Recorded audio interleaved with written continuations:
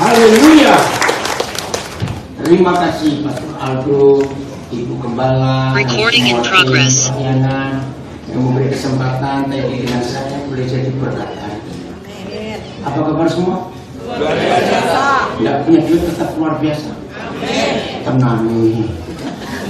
Sungguh, ya baik yang ikuti di rumah, ya di negara manapun juga sekarang, ya kita bersyukur hari ini boleh belajar bersama-sama. Jadi Pastor Aldo, walaupun tanggal 16 nanti itu Father's Day, tetap apapun harus mengalami perubahan dan beradaptasi. Amin. Jangan pindah tema lain. Ya. Karena kalau papa-papa nggak mau berubah, anaknya stres, istrinya stres. Ya. Betul ya? Betul. Baik, kita mau belajar sekarang. Kalau saudara pernah mendengar istilah comfort zone, zona nyaman. Coba ya, mikir semuanya. Kalau kita mendengar istilah atau kalimat comfort zone atau zona nyaman, langsung yang kepikir apa? Bekerja? Belum. Uang yang nyaman. Punya uang. Punya uang, nyaman. Oke, saya stop dulu sampai di sini ya. Punya uang. Saya mau tanya, siapa yang percaya dan setuju orang hidup nggak punya uang itu masalah? Betul atau salah? Salah. Kaget bukan? Yang ngomong itu pasti mata duitan. Orang yang mata duitan, bahasa Inggrisnya apa yang mata duitan ini? Love of money. Love of money. Dollar eye. Wah, tadi dia ngomong dollar eye. Oke. Orang yang mata duitan, apa namanya? Money oriented. Money oriented. Orang yang mata duitan itu kalau mau ngecek tensi darahnya nggak usah pakai alat, cek saldonya saja. Lo serius? Orang yang mata duitan itu kalau saldonya tinggi, darahnya masih turun. Ya. Tapi kalau saldonya kurang, darahnya naik. Nah itu mata duitan. Oke, yang ngomong bukan saya, Pas Lati yang ngomong balik uangnya bukan saya. Kalau saudara berkata orang nggak punya uang itu masalah, berarti saudara berkata orang banyak duit yang orang kaya nggak punya masalah. Kok diam? Jadi yang mana yang benar? Loh, kok jadi bingung sendiri? Saya harus jujur. Saudara tadi saya tanya, apa betul orang hidup nggak punya uang itu masalah? Apa sih? Bohong. Tadi jawab. Berarti saudara beranggapan orang banyak duit yang nggak punya masalah. Kok diam? Iya. Betul? Enggak. Loh, siapa percaya bahwa orang kaya lebih banyak punya masalah daripada yang nggak punya uang? Nah, tadinya, jadi yang betul kan ini loh, karena sejak kita masih dalam kandungan, kita sudah dengar papa mama ngomong duit. Berarti yang salah bukan pada uangnya. Yang salah pada hati orang itu. Wow, ya. Adalah satu-satunya kata yang membuat manusia itu hidup nggak akan pernah punya masalah kalau dia bisa berkata cukup. Amen. Renungkan kata enough.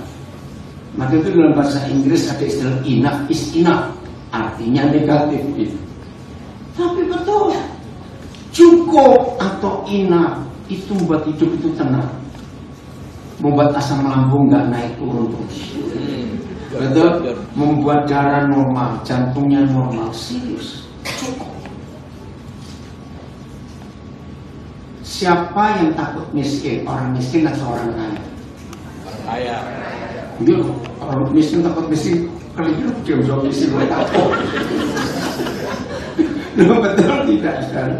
Maka itu betul Tuhan berkata di 1 Timotius 6, cinta akan uang itu akar segala kejahatan. Love of money, root of all evil. Yeah. Tidak sedikit suami istri ribut gara-gara uang. kakak beradik kandung ribut gara-gara uang. Maaf kalau saya katakan ini, orang-orang kaya, anak-anak pasti baik, tapi mantu-mantu belum tentu. Betul atau salah? Justru yang kaya raya itu antar mantu bisa membuat corporate untuk saling menjatuhkan. Ngeri. Saudara, maka itu comfort zone itu sangat berbahaya. Saya tidak tahu apa yang ada di pikiran gembala saudara, Pak Aldo dan Bu Vivi, sehingga Juni ini gereja kita memilih tema Change and Adaptation, perubahan dan siap beradaptasi. Pasti ada sesuatu yang mereka pikirkan. Satu-satunya musuh perubahan adalah comfort zone. Wah, ya. Ketika seseorang itu sudah merasa nyaman, merasa mapan, diajak berubah itu sulit, susah sekali. Nah itu masalah. Mari kita lihat Ulangan pasal 32. Tolong cari ayat berapa? 12, 13 saya kok jadi lupa. Ketika seekor induk Raja Wali sudah melihat waktunya anak-anaknya ini keluar dari zona nyaman, maka induk Raja Wali ini merusak. Kata ini luar biasa, merusak sarangnya. Udah ada di situ Filipus? Belum. Kalau mencarikan ayat berapa, maaf kok tiba-tiba blank saya. Gara-gara uang tadi pasal ini. Ayo, Ulangan 32 berapa itu cepat. Ayat Bapak bantu saya, ayo semuanya. Ini yang harus kita hadapi dalam hidup. Ya. 32 ada di situ. 11. Ayat 11. Terima kasih. Ulangan 32 ayat 11. Yuk. Ya. Seperti burung elang. Ya. Sudah? Oke. Baca sama-sama. 1, 2, 3. Laksana Raja Wali menggoyang bangkitkan isi sarangnya, melayang-layang di atas anak-anaknya, mengembangkan sayapnya, menampung seekor dan mendukungnya di atas tepaknya. Terus ayat 12. Jelas sekali apa yang Papa buat atas kita. Ayat 12. Demikianlah Tuhan. Oh, langsung ya. Demikianlah Yahweh sendiri. Perhatikan. Demikianlah Yahweh sendiri menuntun kita, saya ganti dia itu Israel kita, dan tidak ada Tuhan asing menyertai dia. Dan seterusnya dibuatnya kita semua berkendaraan mengatasi bukit-bukit di bumi dan memakan hasil dari ladang. Dibuatnya kita semua mengisap madu dari bukit batu dan minyak dari gunung batu yang keras. Mari kita merenungkan kalimat ini. Digoyang bangkitnya, dirusaknya, dibongkar sarangnya. Tahu tujuannya? Dalam bahasa Inggris ada istilah bagus. Emptiness, artinya mengosongkan sarang. Ya. Tapi ada satu kata yang hampir sama, emptiness. Seperti saudara tahu, kami nggak punya anak kandung. Tapi satu kali, ketika salah seorang anak kami menikah, dan anak ini sebelum menikah hampir 10 tahun tinggal serumah dengan kami. Dan anak ini sangat luar biasa hatinya, penuh pengertian. Banyak hal yang saya nggak pernah suruh, tapi saya ingin melakukan, dia bisa tahu. Sampai istri saya heran, ini anak belajar dari hal apa tentang kita. Akhirnya suatu hari dia harus menikah. Dan itu pertama kali dalam hidup saya bisa merasakan bagaimana para orang tua kalau anaknya keluar rumah dan menikah.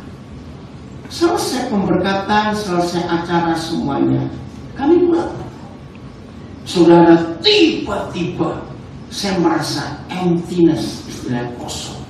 Terus saya nangis. Istri saya tanya, kamu nangis karena apa? pertama kali saya merasa bagaimana seorang tua, papa mama, melepas anaknya untuk menikah. Sudah bisa bayangkan itu?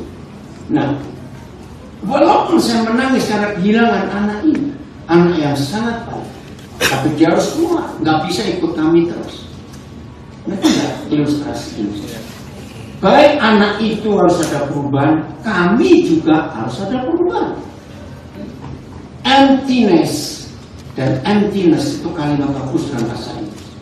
Kalau sampai sarang kita harus kosong, tidak boleh kita merasa kosong dan kesepian. Karena akan terus ada perubahan-perubahan. Lalu istri saya menghibur, ya kita kan masih ada anak yang lain, betul. Setelah itu silih berganti anak-anak tinggal dengan kami. Yang terakhir menikah tahun yang lalu tanggal 27 Juli, itu 6 tahun tinggal dengan kami, dan dia keluar menikah. Saudara, itulah cara hidup. Nah, bayangkan kalau Raja Wali ini tidak merusak sarangnya. Berikan saya 3 jawaban. Anak-anak harus mikir terjadi apa, baik dengan induknya Raja Walinya maupun dengan anak-anaknya. 3. Coba jawab, terjadi apa? Apa? Satu saya nggak dengar yang mana. Cepetan, karena waktunya ada bagian kedua ini. Ada 3 yang terjadi, dan itu ngeri semuanya, dan itu mencelakakan. 1, tidak jadi dewasa. Anak Raja Wali ini selalu diberi makan. Yang kedua, ayo yang kedua cepat. Tidak bisa terbang, betul. Yang ketiga, malas. Iya, nggak mau pada zona nyaman. Bisa bayangkan, sarang itu cukup gede kalau anak-anak itu masih kecil-kecil. Tapi kalau mereka sudah gede, sarang yang gede itu jadi apa? Sempit dan terjadi chaos, perkelahian di antara mereka. Saudara, mengapa Tuhan berfirman sejelas ini? Bahwa hidup ini harus mengalami perubahan, lalu kita harus siap masuk adaptasi yang baru. Tinggalkan zona nyaman. Maka itu banyak anak-anak rusak. Bukan karena tetangganya, teman-temannya, mamanya yang rusak. Jangan tersinggung. Kalau sejak kecil, ketika anak-anak ini mau kerjakan ini sendiri, kerjakan itu sendiri, jawabannya biar mama saja, biar mama saja. Ada nggak mama kayak begitu? Ya. Oh, banyak lagi, tapi nggak di sini ya. Maka itu anak mama celaka betul. Tahu istilah Jawa mbok-mbokan? Itu istilah Jawa. Anak mama, kalau saya konseling pranikah dan ketahuan salah satu apalagi calon pengantin laki itu anak mama, saya batalkan pernikahan. Wow. Iya loh. Karena kalau anak mama dikawinkan, istri anak mama ini akan menderita. Sebab si suami ini dikit-dikit, kamu kok gak kayak mamaku? Mamaku tuh kalau masak enak loh.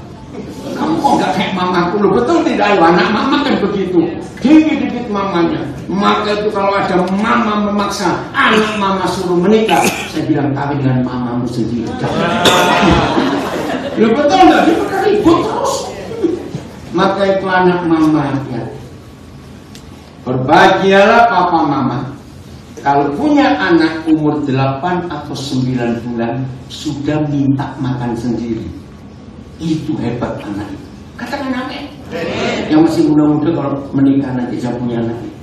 Walaupun makan itu berantakan, kadang-kadang ngasih masuk hidung, masuk kuping, ngasih di kepala, gak apa-apa. Karena anak-anak yang sudah bisa makan sendiri, berarti anak ini hebat nanti. Setuju saya ngomong ini? Nah, kalau mama nggak mau repot, di tempat duduk anak itu makan, siapkan kertas atau plastik selebar tangannya bisa melempar sesuatu.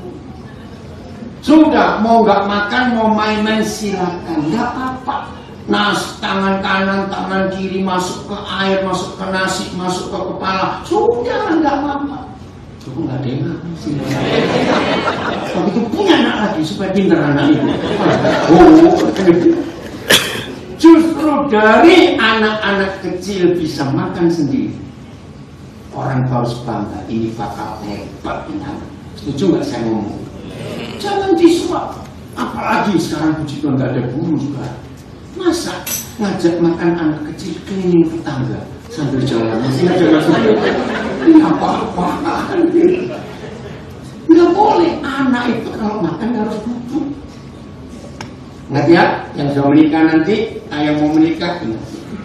Nah, karena mama-mama yang salah asuhan, mana jadi malas, nggak bisa bertanggung jawab. Kalau saya konseling pranikah, coba baca dulu ayat ini. Ratapan 3 ayat 27. Ya, Ratapan 3 ayat 27. Nah, ini harus ada perubahan dalam hidup. Maka itu cewek-cewek perhatikan ayat ini ya. Mana? Ratapan Lamentation 3 ayat 27. Ayo, kalau memang lelet lemot komputer gantilah program baru. Hari ini pulang bagian pertama urunan beli program baru. Ayo, kembali jam-jam. Oke, nah adalah apa? Baik. Artinya harus bagi baca adalah baik harus bagi cepetan. Seorang pria ngapain? Memikul kuk kapan? Pada masa mudanya. Memikul kuk itu artinya tanggung jawab. Ya, jadi ini persyaratan dari pernikahan yang Alkitab tulis. Harus bisa bertanggung jawab. Jadi bukan umurnya. Dari mana kita belajar? Kapan Adam dinikahkan? Ketika dia sudah menyelesaikan tugasnya untuk manage the garden. Jadi merawat taman itu, memberi semua binatang. Setelah tugasnya selesai, tanggung jawabnya berhasil, Tuhan nikahkan. Nggak ada umurnya. Yusuf kapan dinikahkan? Itu ada angka umurnya. Di Kejadian 41 umur 30 tahun. Setelah visi tanggung jawab yang Tuhan berikan itu digenapi. Nah, kalimat ini cukup tetap aja jangan dipakai dulu, kita lama lagi gampang. Nah, dari dua orang ini Adam dan Yusuf, maka kita menemukan Tuhan tidak menentukan umur berapa seorang menikah, tapi asal sudah bisa bertanggung jawab. Nah, dalam kebalikan bahasa Indonesia, saya nggak tahu bahasa Inggrisnya. Kalau ada orang mau menikah tapi belum bisa bertanggung jawab, berarti dia baru bisa jawab tanggung-tanggung. Nah, itu bahasa Inggrisnya apa? Coba carikan saja. Ayo yang sudah lama di Amerika, awas kamu ini bahasa Indonesia belepotan, Inggris gak iso. Kenapa di sini lama-lama? Apa itu? Jawab tanggung-tanggung. Cari yang tolong saya carikan bahasa Inggrisnya. Saya mau belajar. Apa Pak Gembala? Incomplete answer. Incomplete answer. Ya, saya percaya dia. Nah, jadi seorang calon pengantin laki, ukurannya bukan umurnya. Ukurannya sudah bisa pikul kuk nggak, pikul tanggung jawab nggak sejak masih muda. Bahkan Firman berkata, biarlah siapa? Biarlah siapa baca ya? Iya, betul. Jangan bilang iya, saya itu tahu itu iya, jadi saya tahu. Pria yang masih muda ngapain? Duduk sendirian dan berdiam diri ketika papa memberi tanggung jawab. Ini pria. Jadi kalau saya konseling pranikah, ada 3 persyaratan bagi seorang calon pengantin pria untuk dikerjakan. Saya akan tes. 1, sudah bisa masak nasi sendiri nggak? Mau serius? Kalau nggak bisa, nanti istri jadi babu. Mau perempuan-perempuan jadi babu, suami malas? Blender aja suami kalian. Nomor 2, ini penting. Sudah bisa cuci baju sendiri nggak? Nggak boleh pakai washing machine, enak aja, pakai tangan. Dan diperiksa harus bersih. Karena ayat ini saya pegang. Ayo ya, ini sekedar pemikiran. Kalau kita melihat ayat ini logika saja ya, tidak harus. Berarti seorang pria itu tangannya kasar atau halus? Kasar. Maka itu cewek-cewek kalau kau kenalan ada seorang cowok, jangan tarik dulu, coba rasakan. Jangan sekarang langsung menikah, gak usah setelah itu. Karena tangan kasar menunjukkan tanggung jawab, setuju? Berarti kok kerja keras. Loh kok ini panjang sih? Kenapa? Tangannya panjang kok. Lorok. Wong sorot justru bagus. Percaya kata sorot artinya penuh penderitaan. Justru laki-laki yang tahan dalam penderitaan, warganya pasti bahagia. Nggak ada uang, dia tetap tanggung jawab. Tapi yang malas-malas itu, telepon mamanya, kirim duit masukkan mesin cuci aja, suami kayak begini. Masa sih minta mamanya lagi? Setuju mama-mama? Awas anak mbok-mbok ya, itu merusak sekali. Nah jadi firman ini luar biasa. Nomor 3. Kenapa kok? Ini kenapa? Oke, nomor 3. Laki-laki harus bisa mensetrika pakaiannya sendiri. Coba karena istri tanya suami, bisa nggak 3? Bisa. Cek di rumah nanti ya. Ceritanya rapi atau enggak. Kalau cuma cek gitu aja, diperiksa juga. Setuju?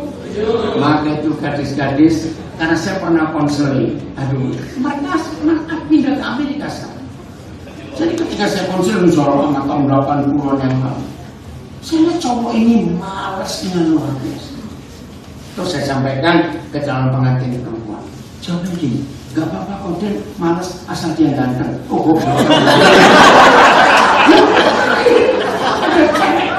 Begitu ya, saya bilang ganteng sekarang, tua ya tempot. Setuju?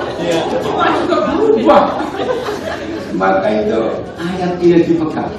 Nah jadi ada perubahan dalam hidup. Amin. Setelah mama bisa mendidik anak-anak dan waktunya anak-anak keluar, sudah dewasa. Ini firman luar biasa. Siap menghadapi perubahan? Ya. Nah, coba cari dan temukan zona nyaman saudara itu apa. Saya ulangi, coba temukan dan cari zona nyaman saudara itu apa. Apa itu bisa berupa rumah, bisa berupa jaminan, ya, social security, bisa apa saja. Tapi yang kedua, temukan siapa zona nyaman saudara. Kalau siapa berarti seseorang. Dan ini harus kita periksa di hidup kita. Coba renungkan. Apa yang terjadi dengan sebuah kehidupan kalau nggak ada perubahan? Ayo coba jawab. Monoton. Nggak bertumbuh. Cepat yang lain. Mikirin banyak orang kayak nggak ada orang. Terus salah-salahan dari tadi. Ayo, apa yang terjadi pada seorang atau suatu kehidupan kalau nggak mau berubah? Betul, monoton. Apa tadi? Nggak bertumbuh. Ayo cepat 4, 5. 3 lagi, kayu. Stres, betul. Lemah. Mati. Loh betul kan? Hidup yang tidak bertumbuh itu matinya mati. Loh, kok tak tahu kencang sekali? Betul nggak? Maka itu banyak zombie. Tahu kata zombie? Hidup tapi mati. Karena nggak bertumbuh. Saudara, kita boleh sambil tertawa, tapi ini fakta. Sudah masuk bulan Juni, maaf saya cuma cerita saja. 2 bulan lagi, nanti 26 Agustus, 2 bulan lagi, saya akan mensyukuri 52 tahun saya jadi hamba. Nah, bukan cuma itunya. Gereja yang tidak mau bertumbuh, itu karena tidak bisa bertumbuh. Renungkan kalimat ini. Gereja yang tidak mau bertumbuh itu karena tidak bisa bertumbuh. Aneh nggak kalimat ini? Saya tanya, kenapa nggak bisa bertumbuh? Ini gereja. Tolong, siapapun yang mengikuti pelajaran ini, penyebab utama 99% gereja tidak bertumbuh karena nggak bisa bertumbuh karena doktrin yang mereka pegang. Ngeri. Jadi kalau di dalam kehidupan sehari-hari musuh perubahan itu zona nyaman, tapi kalau di dalam hidup bergereja musuh perubahan itu adalah doktrin dan dogma. Renungkan. Semua gereja diwajibkan bukan oleh Tuhan, tapi oleh konsep teologi. Saya ulangi, semua gereja di dunia oleh perintah teologi harus pegang minimal satu doktrin atau satu dogma. Karena itu kewajiban. Nah, doktrin ini nggak bisa diubah. Pernah saya ikut perdebatan dalam sebuah acara tentang dogma. Lalu mereka semua yang berpegang pada doktrin itu berkata, satu-satunya yang bisa merubah doktrin, kita gali kuburan pendiri gereja ini dan minta dia merubah. Gimana ceritanya sudah mati 400 tahun yang lalu? Saudara yang nggak ngerti puji Tuhan, yang ngerti aja biar ngerti. Karena rusaknya kebenaran, hancurnya pekerjaan Roh Kudus, bukan karena setan, tapi karena doktrin dan dogma yang nggak bisa apa-apa dan membuat Roh Kudus terbelenggu. Betul. Ngeri sekali. Dan itu terjadi. Maka itu satu-satunya hal di dunia ini, satu-satunya hal di dunia ini yang tidak pernah mengalami inovasi itu cuma agama. Renungkan, semua di kehidupan ini itu mengalami inovasi, betul nggak? Ya. Terus. Dan inovasi itu bukan hitungan jam sekarang. Kalau 50 tahun yang lalu hitungan perubahan itu bisa 5 tahun baru berubah. Hari-hari ini hitungan perubahan itu in seconds. Dalam 1 detik berubah, detik berikut berubah. Ya. Luar biasa. Tapi agama nggak bisa berubah. Dan itu di dalam gereja. Dogma, doktrin itu musuh Roh Kudus dan musuh kebenaran. Ya. Karena nggak bisa diapa-apakan. Ya. Maka itu banyak gereja mati. Karena apa? Nggak bertumbuh. Tidak ada perubahan. Kembali ke 400 tahun lalu, kembali ke 300 tahun yang lalu, ketika dogma itu ditemukan dan hancur pekerjaan. Wow. Puji Tuhan, kalau Philadelphia Presenter punya gembala yang gaul seperti ini. Ya. Sampai satu haleluya.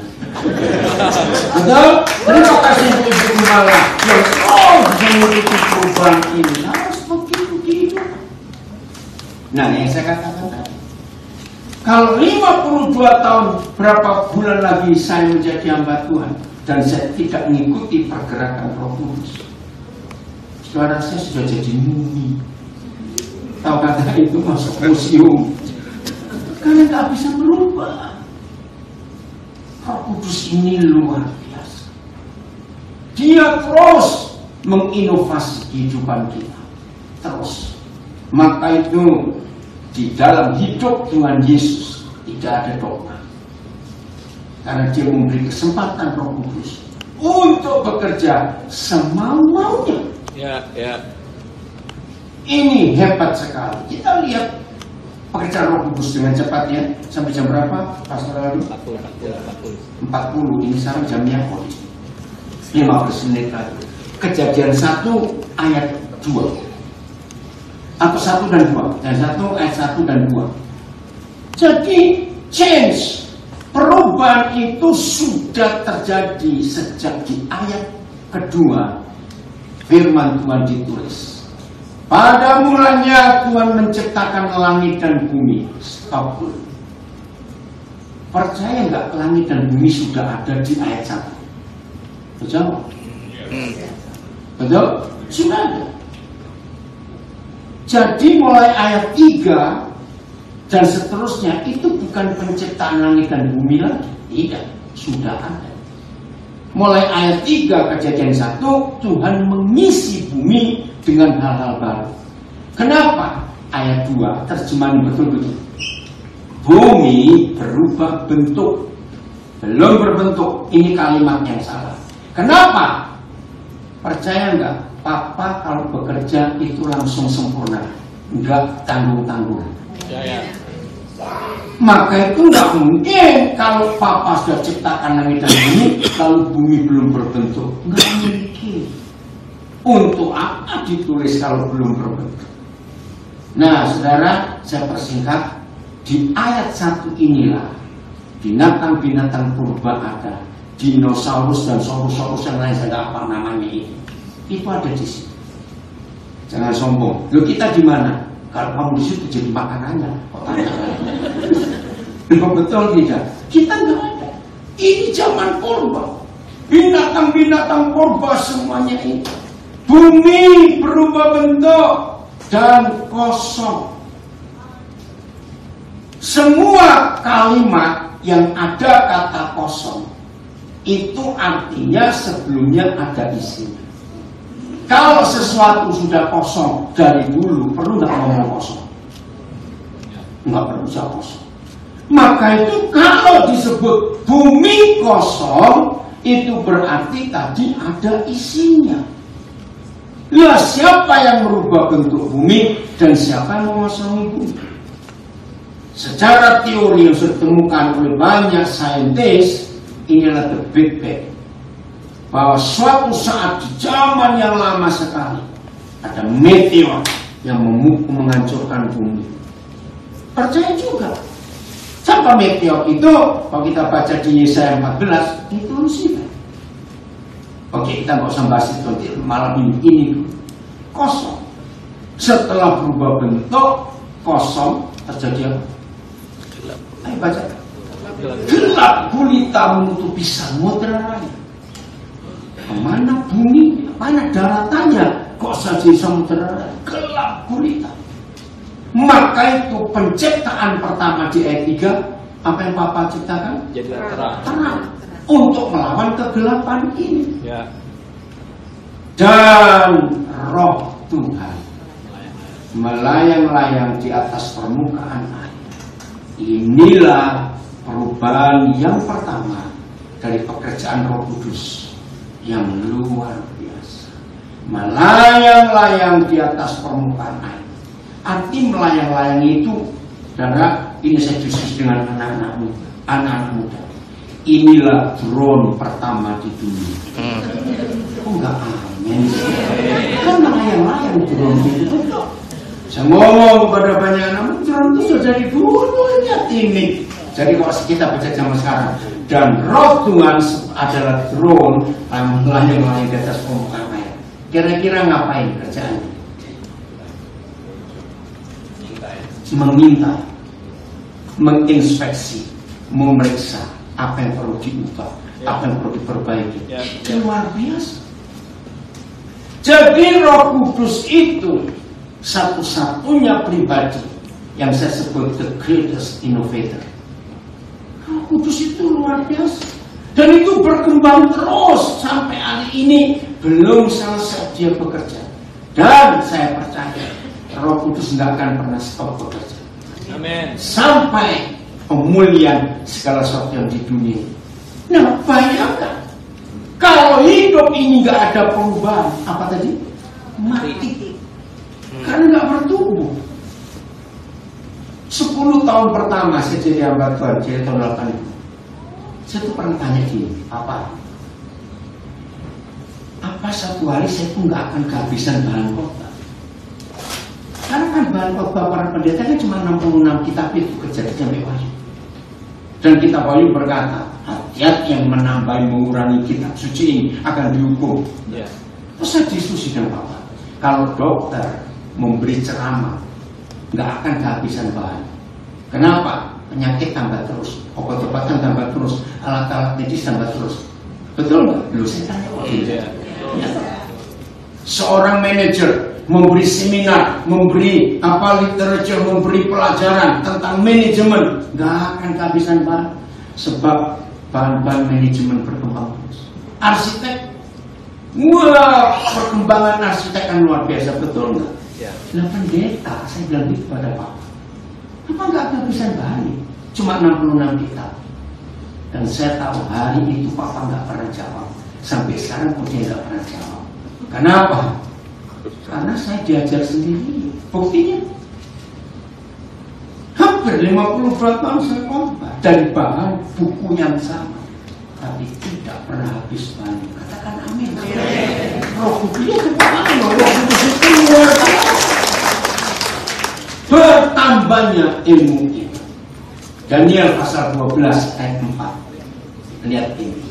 Jadi Alkitab itu terus bisa mengalami perubahan, bukan firman-Nya yang berubah, tidak. Ya, lihat ini Daniel pasal 12 ayat yang keempat. Ayo cepat-cepat. 9 menit lagi. Nanti yang belum puas datang ke bagian kedua, saya akan lanjutkan. Siap? Ya, nggak jawab ya usah. Tetapi engkau Daniel ngapain? Sembunyikanlah segala firman itu dan meteraikan kitab itu sampai pada akhir zaman sekarang ini. Banyak orang baca, banyak orang akan menyelidikinya dan pengetahuan akan bertambah. Dengan satu ayat ini, saya tidak pernah khawatir akan kehabisan bahan untuk mengajar, walaupun bahannya cuma 66 kitab ini, Kejadian sampai Wahyu. Sebab Roh Kudus itu akan mengajak kita menyelidiki sesuai dengan pertumbuhan zaman ini. Ilmu pengetahuan bertambah, dahsyat sekali. Coba bahasa Inggrisnya, yang The Message atau NLT ada kalimat ini. Maka itu saudara, jangan hidup di dalam dogma dan jangan hidup di dalam doktrin. Hiduplah dalam kuasa Roh Kudus. Amin. Amin. Maka dia akan membawa kita. But you, Daniel, keep this prophecy a secret. Seal up the book until the time of the end, when many will rush here and there, and knowledge will increase. Jadi bukan firman yang berubah, tapi pengetahuan yang berubah. Dan Roh Kudus ngikutin itu terus. Oh, terima kasih Bapak untuk jaminan ini. Ayat yang berikut, Yohanes 14 ayat 26. Siapa Roh Kudus itu dan apa yang dia kerjakan. Dan ini perubahan yang luar biasa. Cepat, Yohanes 14 ayat 26. Jadi yang belum puas nanti datang ke bagian kedua ya. Oke. Ayo, tidak akan jawab. Sudahlah. Pasti pergi yang udah belum pergi pacaran. Itu nggak boleh tertawa sekarang. Tetapi siapa? Yaitu Roh Kudus. Keren ya, penghiburnya Roh besar, comforter, ya, ada advocate, ada banyak istilah dalam bahasa Inggris. Tapi penghibur, P-nya Roh besar, berarti ini person. Kalau penghibur kerjaannya apa yo? Menghibur, tapi tidak. Di sini penghibur kerja bukan menghibur. Tetapi penghibur yaitu Roh Kudus yang akan diutus oleh Bapa dalam namaku. Dialah yang akan mengajar kita tentang segala sesuatu. Stop dulu. Wih, ayat ini yang saya pakai. Jadi mama-mama dilarang keras mengajar anak-anak di rumah. Pasti tambah bodoh. Kenapa? Kenapa mama-mama dilarang keras mengajar anak-anak di rumah? Pasti tambah bodoh. Cepat aja. Karena mama-mama kalau ngajar nggak menghibur, marah-marah.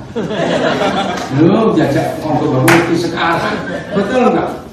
So marah-marah pakai rotan. Tambah goblok punya anak. Setuju anak-anak? Ya. Yo, gak wani ke rumahmu. Jangan. Jadi mulai hari ini kalau pengajarannya itu menghibur.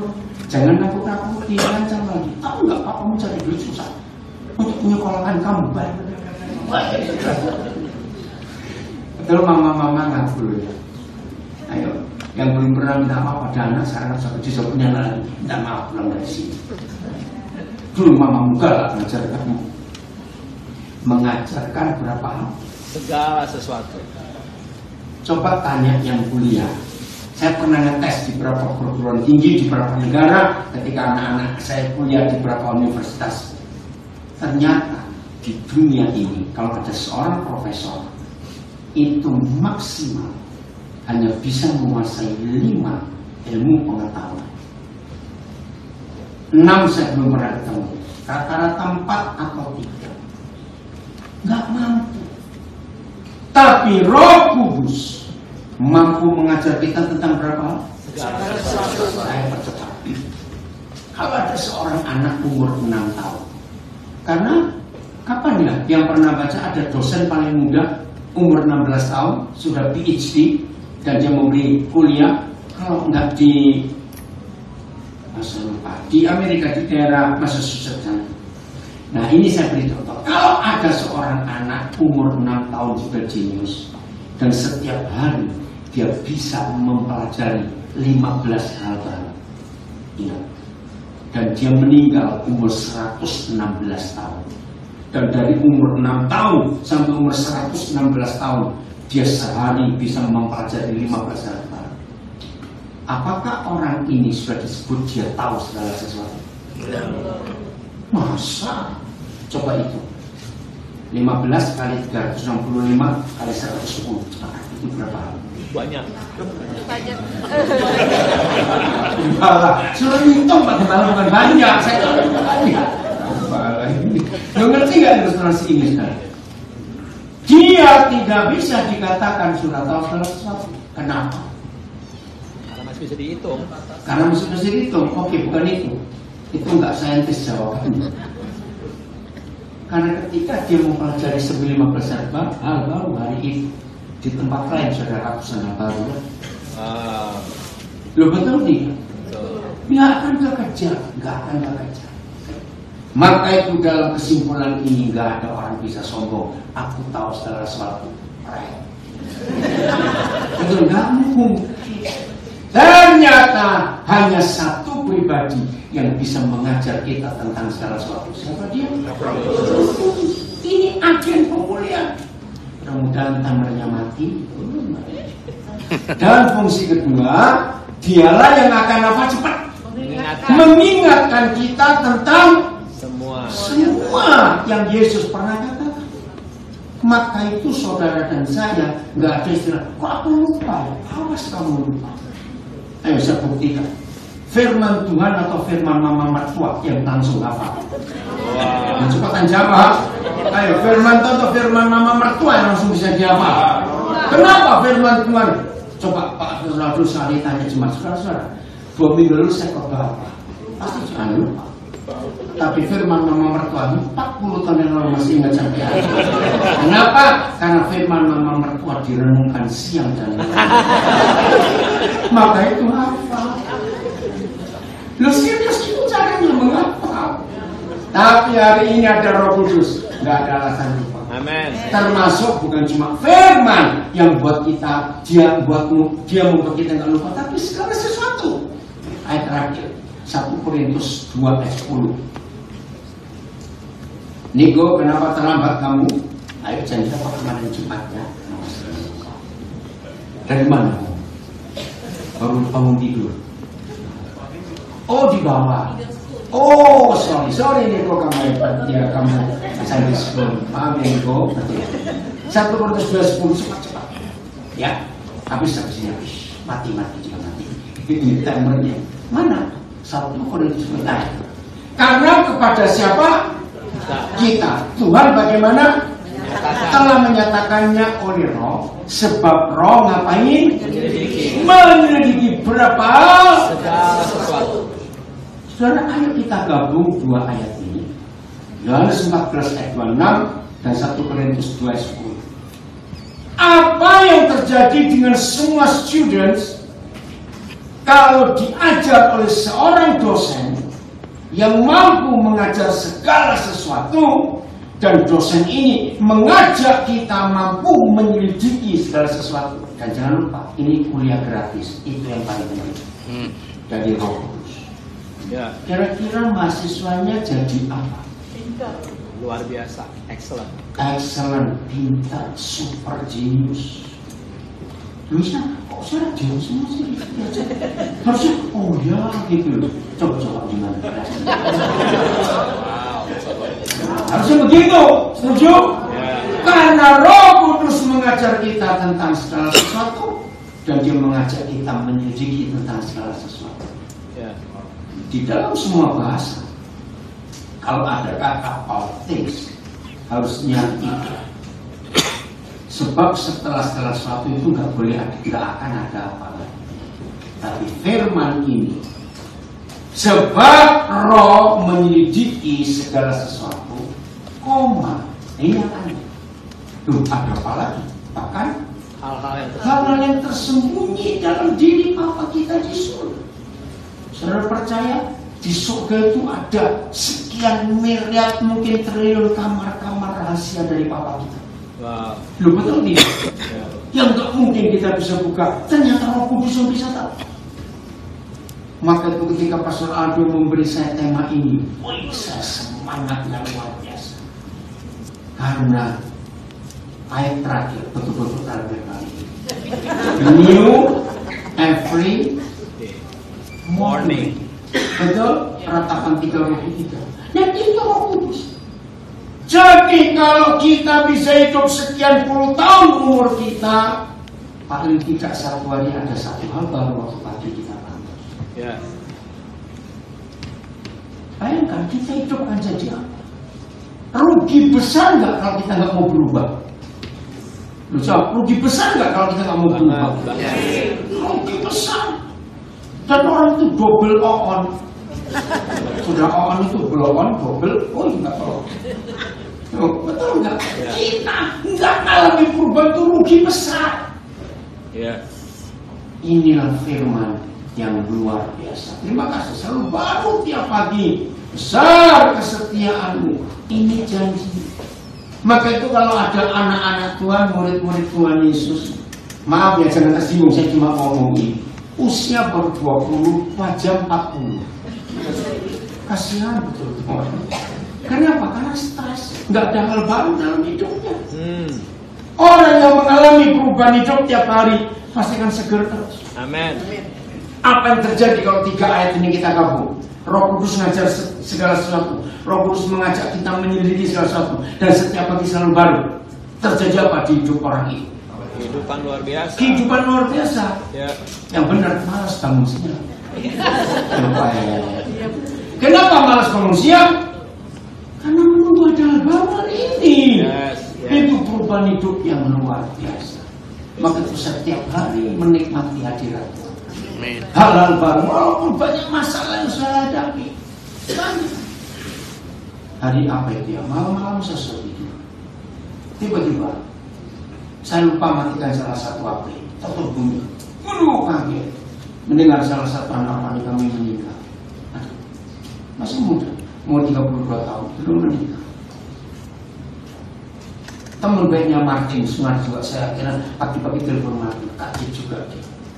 Harus ngurus semuanya itu karena anak ini dari kecil punya dendam kepada ibunya.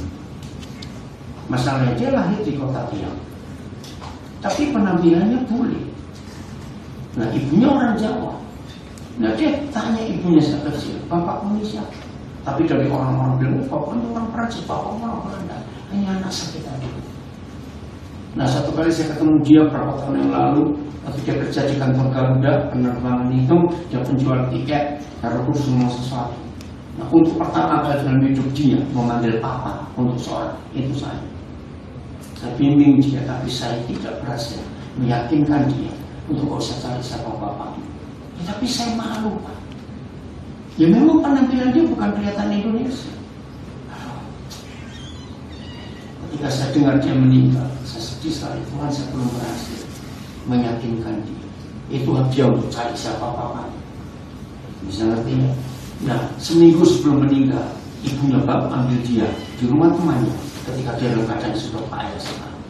Nah, saya bilang berapa teman, kenapa nggak dia beritahu saya? Aduh, sedih sekali melihat itu. Nah, ada banyak masalah yang saya hadapi. Tapi pagi-pagi kalau saya bangun, pasti saya bilang ada yang baru hari ini. Saya meyakinkan. Tepuk tangan buat diri sendiri. Ada lagi silakan.